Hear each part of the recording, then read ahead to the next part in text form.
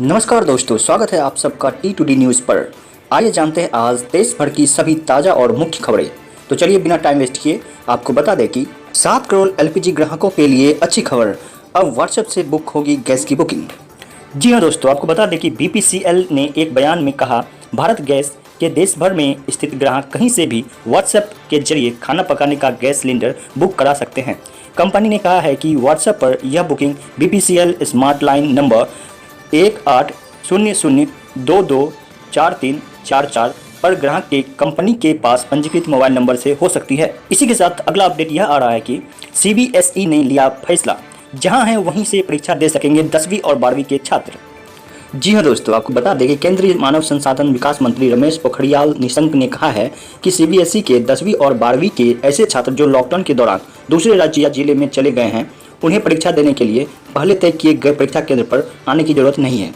बता दें कि CBSE ने फैसला लिया है कि ऐसे छात्र जहां है वहीं से बोर्ड परीक्षाएं दे सकेंगे। उन्होंने कहा है कि ऐसे छात्रों को अपने स्कूल को इसकी जानकारी देनी होगी। मानव संसाधन मंत्री ने कहा है कि जून के पहले सप्ताह में छात्रों को इस बात की जानकारी दे दी जाएगी कि उन्हें किस स्कूल में परीक्षा देने जाना होगा। इसी के साथ दोस्तों एक लाइक तो बनता है, सब्सक्राइब भी कर दीजिए और अपने दोस्तों के साथ वीडियो को ज़्यादा से ज़्यादा शेयर कीजिए। अगला अपडेट आ रहा है, जोजिला सुरंग प्रोजेक्ट शुरू होने से पहले ही बौखलाया चीन, अब भारत करेगा बड़ा बदलाव। जी हां दोस्तों, बता दें कि रक्षा विशेषज्ञ PK सहगल के मुताबिक लद्दाख में इस गतिरोध के पीछे चीन की मंशा है कि वह यहां पर अपना प्रभाव जताना चाहता है। चीन इस बात से अच्छी तरह वाकिफ है कि यह सड़क भारत को सामरिक महत्व के हिसाब से बढ़त दिला सकती है।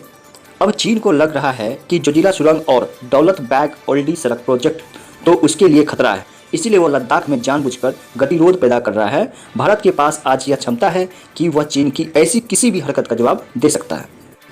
इसी के साथ दोस्तों अगला अपडेट यह आ रहा है कि ममता बनर्जी का रेलवे पर निशाना, कहा बिना जानकारी मुंबई से भेज दी 36 ट्रेन। जी हां दोस्तों, बता दें कि ममता ने कहा, हमारी जानकारी के बिना 36 ट्रेनें मुंबई से आ रही है। मैंने महाराष्ट्र की बात की, उन्हें भी सूचना देर से मिली। रेलवे अपने दम पर इसकी योजना बना रहा है। ममता ने अम्फान तूफान का हवाला देते हुए कहा, बंगाल इस वक्त तूफान की तबाही से जूझ रहा है और रेलवे हर दिन श्रमिक स्पेशल ट्रेनें भेज रहा है।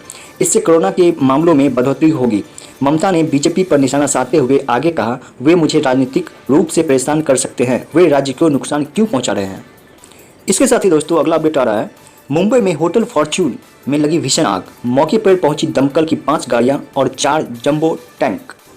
जी हां, बता दें कि मुंबई के धोबी तालाब के पास होटल फॉर्च्यून में आग लग गई है। बताया जा रहा है कि आग दूसरी और चौथी मंजिल में लगी है। आग पर काबू पाने के लिए दमकल की 5 गाड़ियां और 4 जंबो टैंक मौके पर लगे हैं। मुंबई फायर ब्रिगेड की तरफ से बताया गया है कि बचाव कार्य में अब तक एक व्यक्ति को बाहर सुरक्षित निकाला गया है। इसी के साथ दोस्तों अगला अपडेट अमेरिका से है।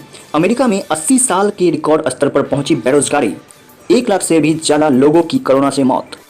जी हां दोस्तों, बता दें कि इस बीच कोरोना संकट के चलते करीब 3.86 करोड़ अमेरिकी बेरोजगारी भत्ते के लिए रजिस्ट्रेशन करा चुके हैं। इसी के साथ अमेरिका में बेरोजगारी 80 साल के रिकॉर्ड स्तर पर पहुंच गई है। विश्व स्वास्थ्य संगठन की निदेशक केरिसा इटिन ने अमेरिका के नए एपिसेंटर बनने की बात कहते हुए बताया कि मौजूदा समय अमेरिका में लॉकडाउन जैसी पाबंदियों में ढील देने का नहीं है, खासतौर पर ऐसे समय पर जबकि ब्राज़ील और लैटिन अमेरिकी देशों में कोरोना से होने वाली मौतों की संख्या लगातार बढ़ रही है। इसी के साथ दोस्तों अगला अपडेट आ रहा है, लॉकडाउन 5 15 जून तक बढ़ाने की हो सकती है घोषणा, धर्म स्थलों को खोलने की मिल सकती है अनुमति। जी हाँ दोस्तों, खबरें हैं कि केंद्र सरकार 31 मई के बाद भी अगले 15 दिनों के लिए लॉकडाउन 5 की घोषणा कर सकती है। देश में पिछले कुछ दिनों में कोरोना संक्रमित मामलों में जिस रफ्तार से इजाफा हुआ है, उसके बाद सरकार की ओर से इस तरह के कदम उठाए जाने के आसार बन रहे हैं। हालांकि उम्मीद है कि लॉकडाउन 5 में कुछ और तरह की छूटें मिल सकती हैं और मुख्य फोकस कोरोना वायरस से सबसे ज़्यादा प्रभावित देश के 11 शहरों पर ही रह सकता है। माना जा रहा है कि इन शहरों में लॉकडाउन के नियम सख्ती से लागू रहेंगे, जबकि देश के बाकी हिस्सों में कुछ ज़्यादा छूट दिए जा सकते हैं। अगला अपडेट आ रहा है, सैटेलाइट तस्वीरों से साफ, चीन की जंग की धमकी सिर्फ जुबानी खर्च नहीं।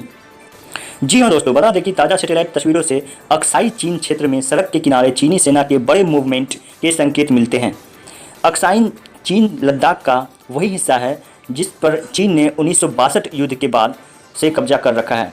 चीन के राष्ट्रपति शी जिनपिंग ने मंगलवार को देश के सशस्त्र बलों से रूबरू होकर कहा कि ये आवश्यक है कि सशस्त्र युद्ध के लिए ट्रेनिंग और तैयारियों के रास्ते तलाशे जाएं, क्योंकि महामारी पर काबू पाने की कोशिशें अब सामान्य हो गई है।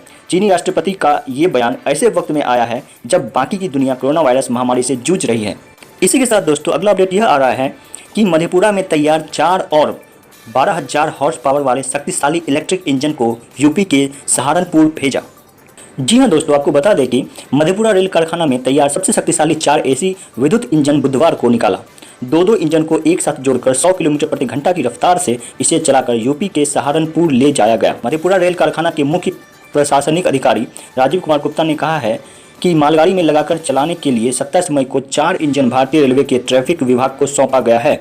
जैसे जैसे मधेपुरा की रेल कारखाना में इंजन निर्माण होता जाएगा उसे परिचालन के लिए रेलवे को सौंपा जाएगा। उल्लेखनीय है कि बीते 18 मई को पहली बार मधेपुरा रेल कारखाना में तैयार एसी विद्युत इंजन को मालगाड़ी में लगाकर दीनदयाल उपाध्याय जंक्शन से डेहरी होते बरवाडीह तक के लिए चला गया था। इसके साथ ही दोस्तों अगला अपडेट यह आ रहा है कि भारत की कूटनीति का असर, चीन ने अलापा शांति का राग, नेपाल भी विवादित नक्शे पर पीछे हटा। जी हाँ दोस्तों, बता दें कि भारत ने जबरदस्त कूटनीति का नमूना पेश करते हुए सीमा विवाद के मुद्दे पर चीन और नेपाल को एक साथ कदम पीछे खींचने पर मजबूर कर दिया। लद्दाख में भारत चीन सीमा पर तनाव के बीच चीन ने जहां अचानक शांति का राग अलापना शुरू कर दिया, तो नेपाल ने भी नक्शा विवाद मामले में विधेयक वापस ले लिया है। इससे विवादित नक्शे से जुड़ा विधेयक नेपाली संसद में पास नहीं हो पाया। लद्दाख में भारत चीन सीमा पर तनाव के बीच चीन ने अब शांति का राग अलापा है। मंगलवार को सेना को तैयार रहने का निर्देश देने के बाद बुधवार को पहले चीनी विदेश मंत्री सीमा पर स्थिति को स्थिर और नियंत्रण में बताया। इसी के साथ दोस्तों अगला अपडेट मौसम विभाग से है। कहर बरपा रही है गर्म हवा, राजस्थान के चूरू में 49.6 पहुंचा तापमान, हरियाणा पंजाब में भी दिखा लू का असर।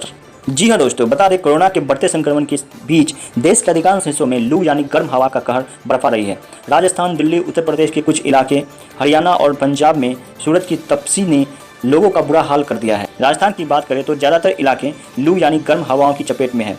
बुधवार को चूरू में अधिकतम तापमान 49.6 डिग्री सेल्सियस दर्ज किया गया।